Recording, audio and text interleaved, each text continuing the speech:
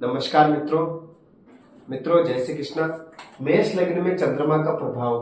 यदि लग्न में चंद्रमा है तो आपकी राशि हुई मेष एवं लग्न भी आपका मेष। ऐसा व्यक्ति बहुत ही ज्यादा चिड़चिड़ा, बहुत ही ज्यादा अपने आप में गुस्सेल रहने वाला, अपनी जिद्दी प्रवृत्ति का, जो चाहेगा वही करने वाला, थोड़ा सा ऐसी प्रवृत्ति का व्यक्ति होता है, क्योंकि उसकी राशि भी मेष हो गई और लग्न भी उसका मेष हो गया।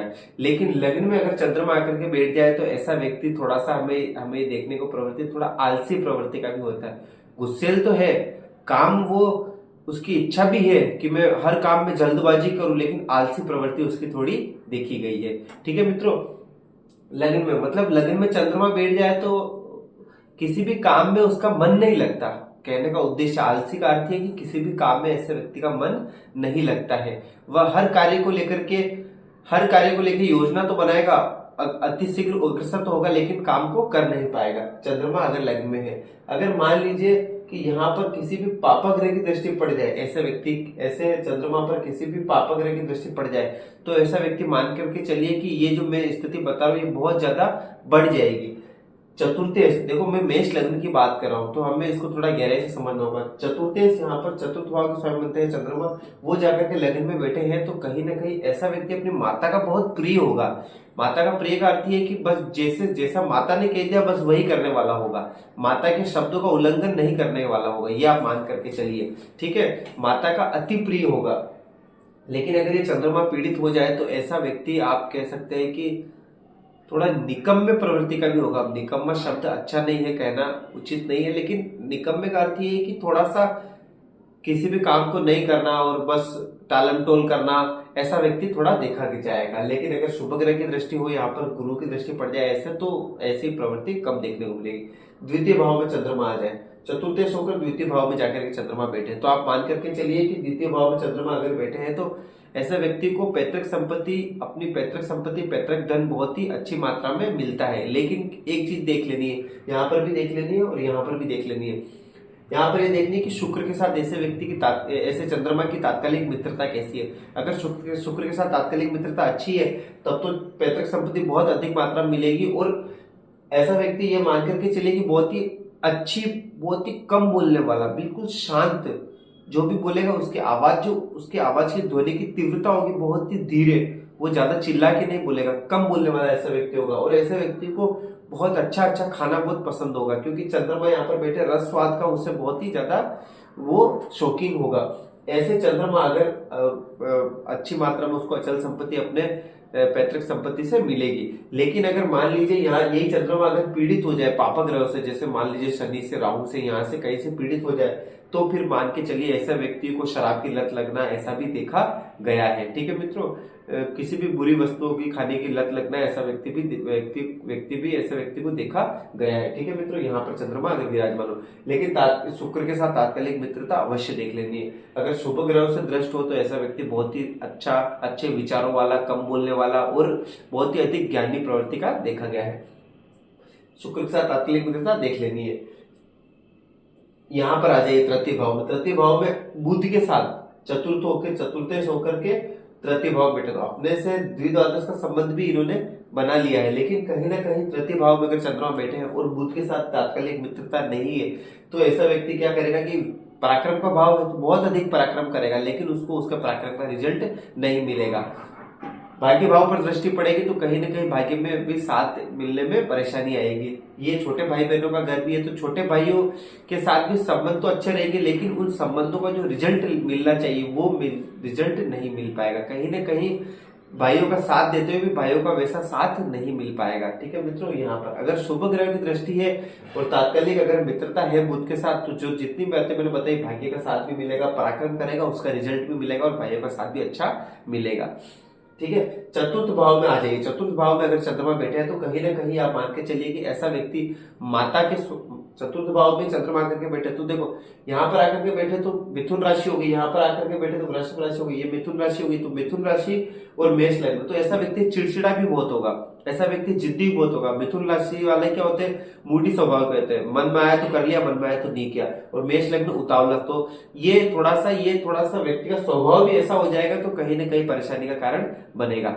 लेकिन अगर चतुर्थ भाव में आ जाएगी, चतुर्थ भाव में अगर कहीं ना कहीं चतुर्थ भाव में अगर आ जाए, चतुर्थ भाव में कर्क राशि और मेष लग्न, मेष लग्न क्या उतावला है, हर बात के लिए जिद्दीपना, हर बात के लिए जल्दबाजी, और कर्क राशि क्या है, शांति प्रिय, बिल्कुल जल तत्व राशि, तो दोनों का मेल नहीं हो पाएगा कहीं ना कहीं। तो ऐसा व्यक्ति क्या होगा कि ऐसा व्यक्ति भी आलसी प्रभाव का होगा, थोड़ी हर बात को टालमटोल ज्यादा करने वाला होगा, जल्दबाजी तो बहुत रहेगी लेकिन काम को वो कर नहीं पाएगा। लेकिन यहाँ पर बैठे तो अगर शुभ ग्रहों की दृष्टि है तो कहीं ना कहीं माता का स्वास्थ्य भी अच्छा रहेगा, माता का प्रिय रहेगा, माता की बात मानने वाला होगा, और कहीं ना कहीं ये जनता का भाव, तो जनता का भी उसको लाभ मिलेगा, चतुर्थ स्वगृह है यहाँ पर, ठीक है। पिता के साथ भी उसके संबंध अच्छे रहेंगे यहाँ पर अगर शुभ ग्रह से दृष्टि, और पापा ग्रह से दृष्टि है तो कहीं ना कहीं माता के स्वास्थ्य में कमी, पिता के स्वास्थ्य में कमी, और पिता के साथ रिश्ते भी खराब, माता के साथ विशेष तौर से माता के साथ रिश्ते खराब। तो ऐसे अगर ये चारों भाव मैंने बताया, कहीं ना कहीं अगर पीढ़ी देख रहे हो तो आप पूर्णिमा का व्रत करिए, सोमवार का व्रत करिए, शिव जी पर दुग्ध अर्पित करिए, शिवलिंग पर दुग्ध अर्पित करिए और शिव जी की भक्ति करिए, तो कहीं ना कहीं चंद्रमा का अच्छा रिजल्ट देखने को मिलेगा। एक चीज और मैं बता दूं, इस पूरे कुंडली में मेष लग्न में मैं आपको चंद्रमा के रत्न की सलाह नहीं दूंगा, कम से कम ये वीडियो बनाते समय तो सलाह नहीं दूंगा। क्यों? क्योंकि चतुर्थ भाव में तटस्थ भूमिका में रहेंगे चंद्रमा। हाँ, अगर मैं किसी की जन्म कुंडली अध्ययन कर रहा हूँ तो उस समय में सारे ग्रहों की स्थिति देखकर मैं कह सकता हूँ कि आपको चंद्रमा का धारण करना चाहिए या नहीं करना चाहिए, लेकिन मैं एक ही राय दूंगा कि आपको चंद्रमा का धारण इस करने से बचना चाहिए। ठीक है मित्रों, मेष लग्न में मैंने आपको बताया था मंगल का जब बताया धारण कर सकते हैं, लेकिन चंद्रमा से बचना चाहिए। पंचम भाव में आ जाओ, पंचम भाव में अगर चंद्रमा बैठे हैं तो यहाँ पर भी अपने से द्विद्वादश का संबंध है, लेकिन कहीं ना कहीं ये है केंद्र त्रिकोण नामक राजयोगी, ये केंद्र है, ये त्रिकोण है, केंद्र त्रिकोण नामक राजयोगी। पंचम में अगर चंद्रमा बैठे तो कहीं ना कहीं ऐसा व्यक्ति ज्ञानवान होगा, और ऐसे व्यक्तियों की कन्या संतति भी अधिक देखी गई है। ठीक है, चंद्रमा कन्या स्त्री कारक ग्रह है, तो कहीं ना कहीं कन्या संतति भी ऐसे व्यक्तियों की देखी गई है।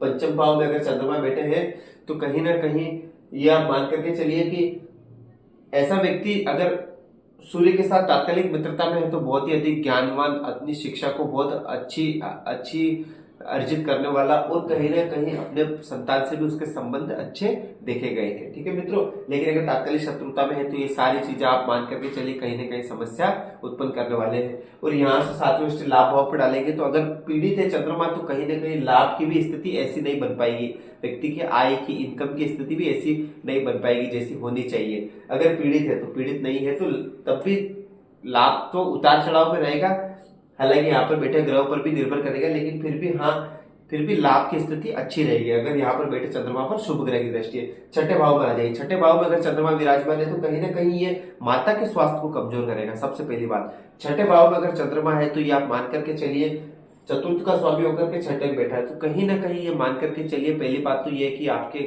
ये चतुर्थ आपका सुखों का घर है, ये यहाँ पे अगर छठे में बैठा तो कहीं ना कहीं सुखों में कमी देखने को मिलेगी। दूसरा, ये माता के साथ आपके मतभेद रहेंगे, वैचारिक मतभेद रहेंगे, विरोधाभास, माता जी आपकी कुछ कह रही है, आप कुछ कह रहे हो, दोनों के बीच में अनबन रहेगी।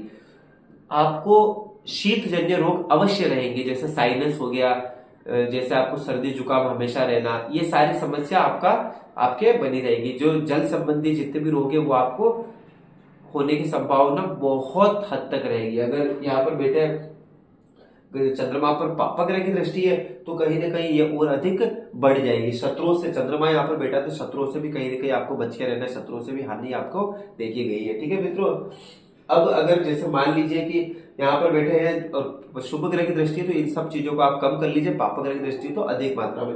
अगर बुध के साथ तात्कालिक मित्रता में है तो थोड़ी कमी रहेगी, बुध के साथ तात्कालिक शत्रुता में तो ये सारी चीजें अधिक मात्रा में देखने को मिलेगी। सप्तम भाव में आ जाएगी, सप्तम भाव में चंद्रमा बैठे हैं तो कहीं ना कहीं ये जो है चंद्रमा की उच्च राशि है, मैंने आपको बता दिया, द्वितीय भाव बताना भूल के, चंद्रमा की उच्च राशि है, लेकिन चंद्रमा 3 अंश तक ही उच्च रहते हैं और 3 अंश में ये मृत हो जाते हैं, 0 से लेके 6 अंश तक मृत रहता है। ठीक है, ग्रह। तो यहाँ पर व्रत, लेकिन चंद्रमा मन है तो मन न तो व्रत होता है, नहीं न तो व्रत, चंद्रमा न तो उच्च होता है, नहीं मन न तो उच्च होता है, नहीं नीच होता है। इसीलिए चंद्रमा को 3 अंश पर इसको उच्च का इसको रखा गया है। ठीक है मित्रों, तो ये आप उच्च का होगा तो इसका फलादेश आप थोड़ा बढ़िया करके देख सकते हैं।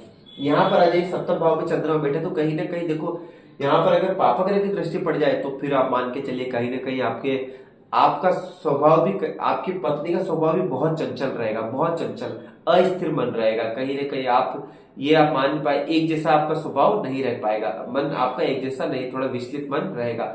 और अगर मान लीजिए इसकी दृष्टि आपके लग्न पर पड़ेगी तो कहीं ना कहीं आपका भी मन विचलित होने की संभावना बहुत अधिक रहेगी। ठीक है मित्रों, मन एकाग्रचित आपका नहीं रह पाएगा। और दूसरा ये है कि ये नीचाभिलाषी भी होने वाला है, क्योंकि अष्टम भाव में, क्योंकि देखो चंद्रमा बहुत तीव्र गति से चलता है, 2.25 दिन में अपनी राशि चेंज कर लेता है। तो यहाँ पर रहकर भी नीचाभिलाषी के भी उसको प्रभाव देखने को मिलेंगे यहाँ पर। ठीक है मित्रों, ये और अगर शुभ ग्रह की दृष्टि है तो ये सारी चीजें बहुत ही कमतर देखने को मिलेगी। तात्कालिक मित्रता, तात्कालिक शत्रुता भी आपको देख लेनी है। अष्टम भाव में, अष्टम भाव में अगर चंद्रमा बैठे तो कहीं ना कहीं ये मान के चलिए कि ये भी आपके माता के साथ आपके विरोधाभास बना करके रहेगा ही रहेगा। आपकी माता जी कुछ कहेगी, आप कुछ कहेंगे, आपके माता जी और आपके बीच में अनबन हमेशा बन के रहेगी। प्रेम होगा, प्रेम में कोई कमी नहीं रहेगी, लेकिन विरोधाभास, आपके वैचारिक मतभेद अवश्य रहेंगे। ठीक है मित्रों, आपको यहाँ पर भी वही साइनस संबंधी बीमारी, जल संबंधी कोई भी ऐसी बीमारी जो कि जल संबंधी, शीत रोग संबंधी होगी, वो आपको बनने की 99% संभावना है। पापा ग्रह की दृष्टि पड़ जाए तो ऐसी संभावना बहुत अधिक हद तक बढ़ जाएगी। नवम भाव में आ जाए, अब ये देख लीजिए, ऐसी ऐसी ये मैंने 8 ही भाव तक बताया। ऐसे में अगर चंद्रमा पीड़ित हो गए तो ये मान के चलिए संभावना बहुत हद तक बढ़ जाएगी। अगर मान लीजिए यही चंद्रमा केतु दुर्योग से पीड़ित हो गए, केतु दुर्योग का मतलब चंद्रमा के दोनों ओर कोई ग्रह न हो, राहु और केतु हो तो भी वो न के बराबर ही है, क्योंकि राहु केतु को भी कोई ग्रह के समान नहीं माना है, क्योंकि वो छाया ग्रह है। ठीक है, उनका अस्तित्व तो है नहीं, इसीलिए वो भी, उनका भी अगर राहु केतु भी है तब भी वो केतु दुर्योग माना जाएगा।